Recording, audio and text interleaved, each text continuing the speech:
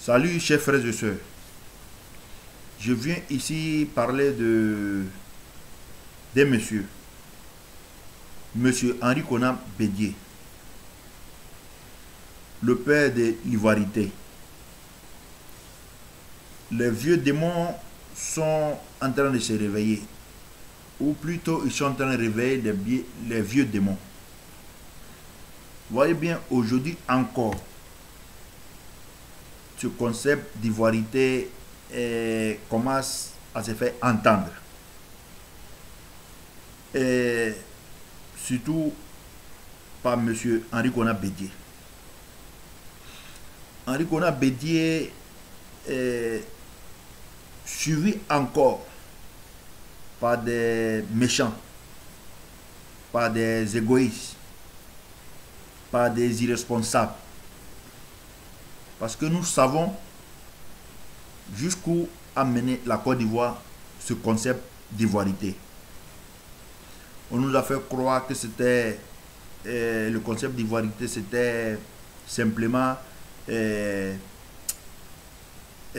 identité culturelle. Un slogan, un concept ne vaut que par son application. En son temps, des Ivoiriens étaient catégorisés. Des citoyens étaient spoliés de leur nationalité. Des étrangers étaient persécutés en Côte d'Ivoire, dans mon pays. Le père de la nation, Feu Félix Houphouët-Boigny, dont Bédié s'est dit héritier.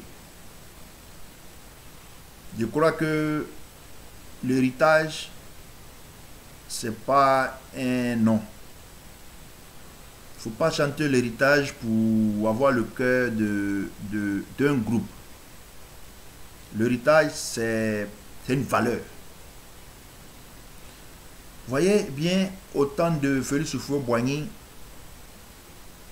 la Côte d'Ivoire ne pouvait pas, en aucun cas, laisser prospérer ce concept-là. Nous savons très bien la composition de la population ivoirienne. Nous savons très bien l'histoire de notre pays. La Côte d'Ivoire est un pays cosmopolite. Houphouët-Boigny lui-même ne cessait de dire qu'il vient du Ghana. Ça n'a jamais été un problème. Nous savons l'histoire de la Côte d'Ivoire. Henri Konan Bédié est né à Dimbokro. Tout récemment, un cadre du PDCI, je vais ici taire son nom, qui a fait un certain nombre de révélations. C'est triste qu'on en arrive là. C'est pourquoi j'ai dit, nous connaissons l'histoire de notre pays. Ce monsieur dit que Henri Konan Bédié est de père béninois, du nom de Vieira Joachim, de mère ghanéenne, du nom de Ama. Henri Konan Bédié né à Dimbokro. Et en ce moment, le président Félix Houphouët-Boigny était médecin à Dimbokro.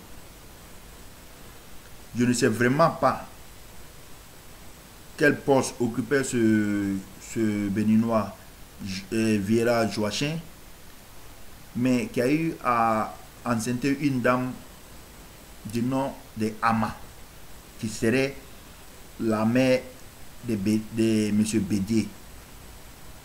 Je ne sais pas pour quelle raison il fallait camoufler un scandale.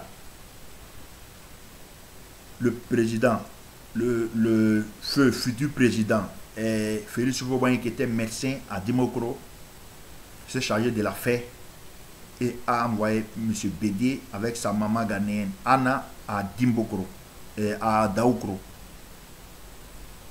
Comme ça a été géré.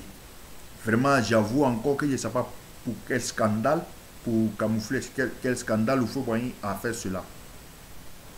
Ce sont des révélations sorties de la bouche de quelqu'un que je ne connais vraiment pas. J'ai dit, je tais son nom ici. Ceux qui veulent faire des recherches le feront et trouveront le nom. Ce monsieur, apparemment, sait beaucoup de choses sur la famille, sur la vraie famille de M. Bédié. Et il cite même des noms qui sont encore là. Donc quand il y a des doutes, on peut aller demander. Ça veut dire que ce monsieur, Henri Konan Bédié, n'est pas ivoirien. Là n'est pas le problème. Je suis vraiment triste qu'on en arrive là. Parce que on n'en a pas besoin. Que tu sois un Tchadien, que tu sois un Sud-Africain, quand tu apportes à la nation ivoirienne, nous serons tous fiers de toi. Nous disons non à cette catégorisation des Ivoiriens. Et surtout aujourd'hui. Aujourd'hui, nous disons non à ce concept d'ivoirité qui a fait tant de mal. Le slogan ne vaut, ou le concept ne vaut que par l'application qu'on en fait.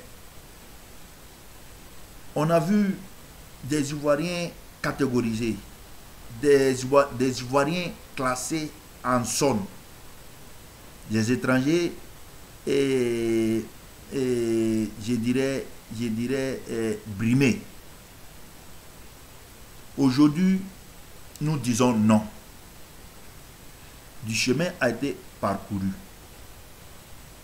Vous voyez, je voudrais ici rendre hommage à un monsieur le président de la République, monsieur Alassane Ouattara, aujourd'hui, qui est en train de ramener la Côte d'Ivoire à son niveau,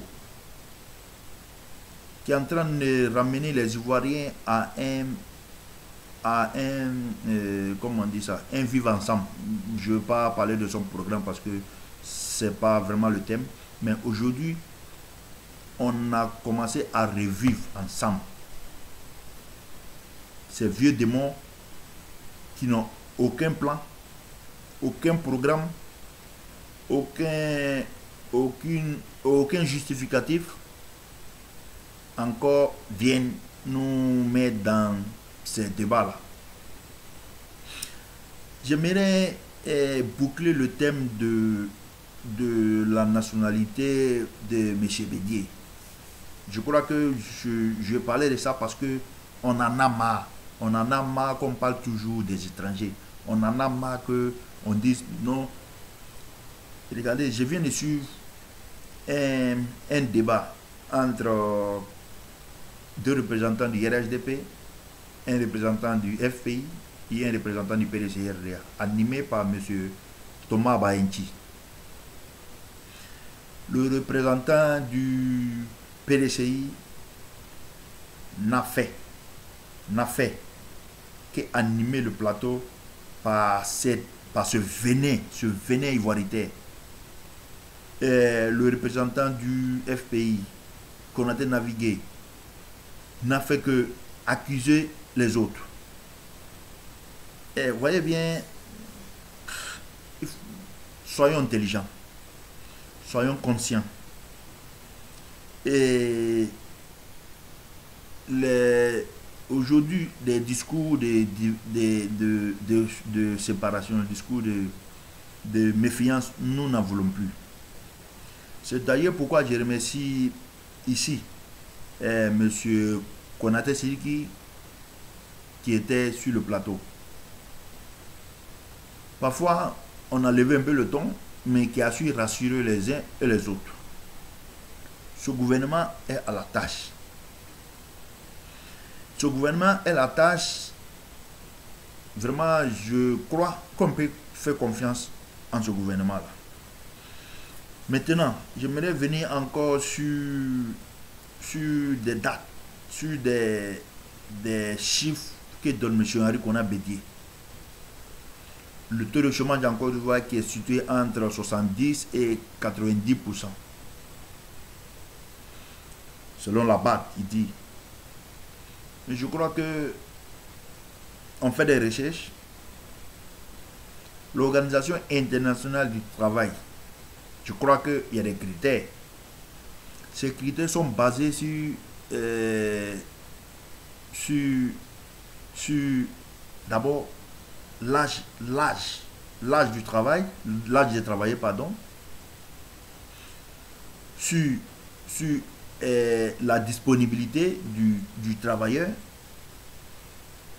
et puis sur, je crois, un autre facteur, sur ce monsieur-là, sur la recherche de ces personnes avoir un travail.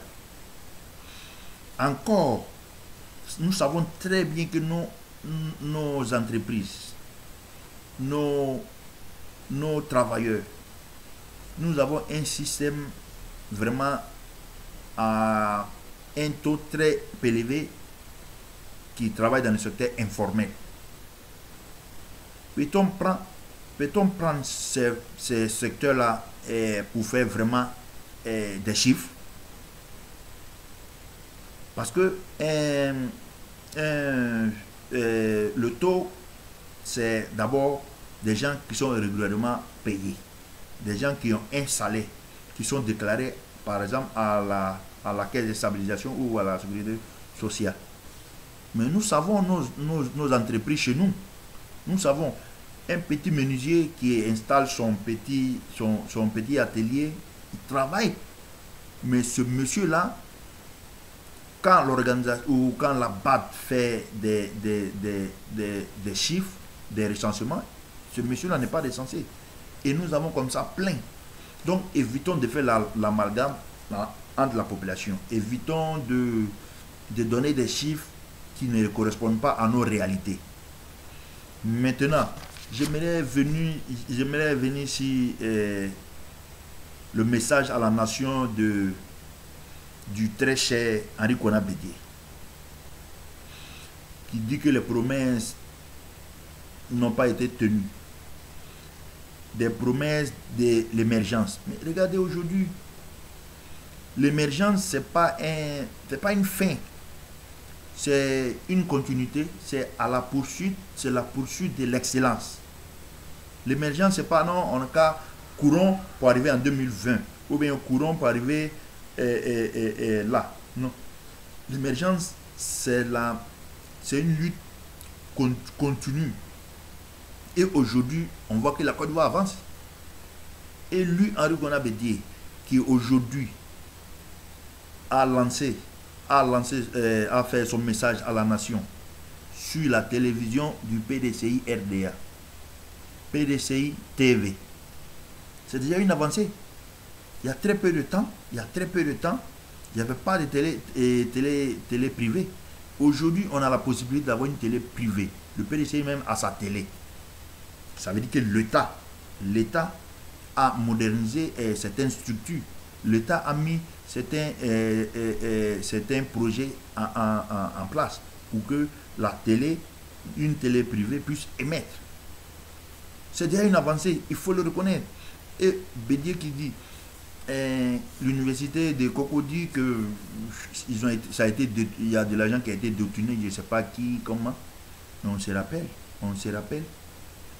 Henri Konan Bédié, ce n'est pas lui et ses suiveurs qui ont détourné 18 milliards comment on dit ça, de l'ONU. 18 milliards qui a été détourné et jusqu'à demain, on ne sait pas où sont passés où est passée cette somme-là. Aujourd'hui, des gens qui ont les mains très très très sales aujourd'hui viennent à la télé, viennent devant des Ivoiriens qui se font passer pour des saints. Je dis non. Évitons de suivre des faux leaders. J'étais triste de voir une conférence de M. Henri Konan Bédié qui donne des chiffres. Je ne sais pas sur quoi c'est basé. vraiment, j'en appelle à la conscience, à l'intelligence des Ivoiriens. Aujourd'hui, Henri Konan Bédié n'est pas un bon cheval. Henri Konan Bédié n'est pas un bon partenaire. Henri Konan Bédié n'est pas un bon leader pour la Côte d'Ivoire. Parce que on ne peut pas faire la politique si seulement de l'illusoire. Ça, c'est vraiment illusoire. Penser qu'après tout ce qui s'est passé, on vient encore dire aux Ivoiriens deux bonnes choses là, et puis ce n'est même pas des bonnes choses, parce que je vois que c'est que des mensonges. Aujourd'hui, comme j'ai dit, je vais finir ici Henri Konan Bédié parce que ce monsieur-là est en train de révéler les vieux démons. Et je vais un peu plus loin. J'aimerais attirer l'attention du gouvernement. Ce monsieur dit que des Maliens, on allait prendre des Maliens dans des mosquées pour les donner, je crois, 100 euros, 100, je crois ici en Europe, 100 euros ou bien quoi, ou bien des militants qui ont été convoyés. J'ai dit, ça c'est passé. Je ne sais pas. On a besoin de programmes. On a besoin de programmes et aujourd'hui, Bédié n'est pas celui qui peut donner un programme cohérent à la Côte d'Ivoire. Bédié n'est pas aujourd'hui en mesure de servir la Côte d'Ivoire parce que c'est déjà très, très méchant. Je crois que c'est un désir de vengeance parce que quand on fait des comparaisons, non, au congrès du PDC, on était près d'1 million et au meeting du RHDP, on était 100 et quelques mille. Je crois que le débat n'est plus là. Le débat n'est plus de savoir qui est nombreux. Aux élections, on verra qui est nombreux. Mais ici, nous les Ivoiriens, ce que nous voulons, c'est que nos autorités nous rassurent. Et aujourd'hui, Bédié, avant, n'a pas été rassurant et aujourd'hui n'est pas rassurant. Vraiment, je vais finir sur ces mots pour dire, faisons la part des choses, soyons intelligents et évitons de suivre les faux leaders. Vraiment, j'en appelle à la conscience de chacun et de chacune. Et soyons lucides. Soyons lucides parce que c'est triste. Ça serait de voir. C'est déjà triste de voir ce qui nous est arrivé. Vraiment, ça serait vraiment une catastrophe que ces choses-là nous arrivent encore.